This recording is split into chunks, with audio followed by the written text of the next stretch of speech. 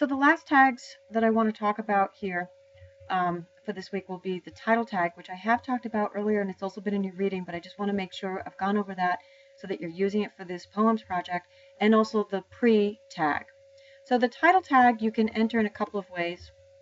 When I click on an image, I get the field down here in my properties inspector. There's also the alt tag for the alternative text, which, as I've explained before, is for screen readers and people who are choosing to browse the internet without having images. So that's the text that either is going to be read to them from the screen reader or the text that's going to appear instead of an image. So I would like you to use that as it's meant to be. So that would be some kind of descriptive text saying, you know, what this is a picture of. The title tag, you can use it as a descriptive way, but you can also use it for this class in a little bit more of a creative way. So for example, in your poem page, maybe it's a question that you put in there, such as, what do you think of this image? Or how does this image relate to the poem? You could put some sort of little text almost as part of a conversation that you want to have with the viewer using the title tag. Because when the viewer hovers over that image, the title tag is going to appear. So I'll give you an example. This is marketplace blocks. What do you think?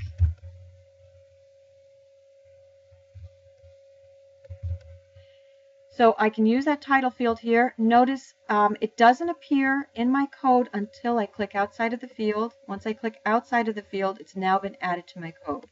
So I'm going to switch completely to the code view so we can see this extended out. So the title field is going here within my image tag. My tag starts with image, and then I have this SRC for source, and within quotes it says exactly where my image is. It's in an images folder, and it says the name of the image. In my alt tag, I haven't put anything, but I should, and I could do this again through the field down here or directly in the code.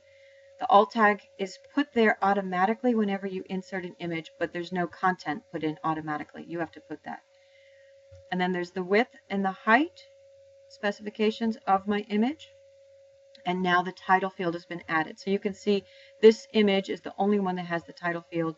And so to add a title field is very easy. It's just title equals, and then whatever you put in quotes is what's going to appear. So I'm going to go to the image up here, and I'm just going to add the title field directly into the code view. So again, I'm in the image tag before it closes out. So following right after where I have, for example, the alt tag, and I have my width and my height, and I'm just going to go after this, and I'm going to start typing in title, and it's going to appear for me, title, and I don't actually, oh, this is West Hall. Okay, and it ends with quotes. And so now let's save this page and preview it in a browser. If I scroll down, I get the title saying a little box that says this is Marketplace Blocks. What do you think? And the other one I did was West Hall, and I get that saying West Hall. So whatever is inside of the alt field will not appear unless you're on an older browser, really older browser. Whatever is inside the title field will appear. So I would like all of your images to have the title field added to them. The other tag I'd like to talk about is the pre-tag, and this is what we're going to use for just having fun and being creative for your poem project. For your poem project, besides practicing layout and putting on images and putting in text and using color and visual consistency, I want there to be this other section where you're just kind of thinking about text as possibly having a form and having an image. And we can do this with the pre-tag. So it's quite simple. You have to do it only in the code view. You're not going to work in the design view.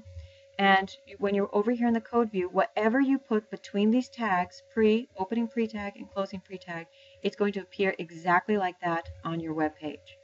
So I'll do an example down here. Let's just add another one. I will put in my opening pre-tag, and this is, come down let's add some space.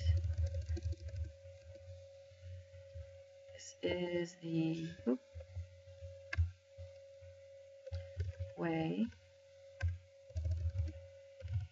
that I want my text to look.